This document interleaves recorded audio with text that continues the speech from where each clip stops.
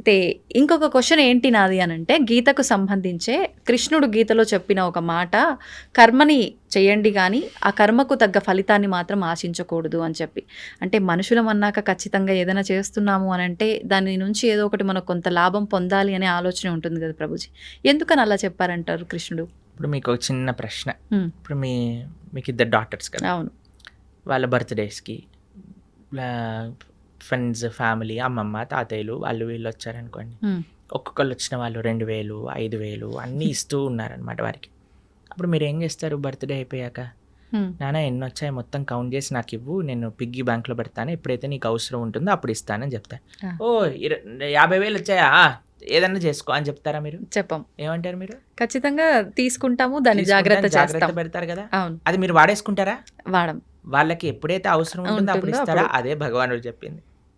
అయ్యా కర్మ ఓకే. చెయ్యి, ఫలాన్ని ఆపేక్షించకు, ఫలాన్ని నేను దాచిపెడతాను, ఓహ్! నీకు ఎప్పుడు కరెక్టా అప్పుడు నేను ఇస్తాను, నీ చేతుల్లో ఉంటే నువ్వు పాడు చేసుకుంటావు బాబు. ఇప్పుడు హ్మ్. మీకెలా మీ పిల్లలు పిల్లలో, భగవంతుడికి మనందరం పిల్లలమే కదండి. అవును. అవును. ఆ ప్రేమతో భగవానుడు చెప్పిన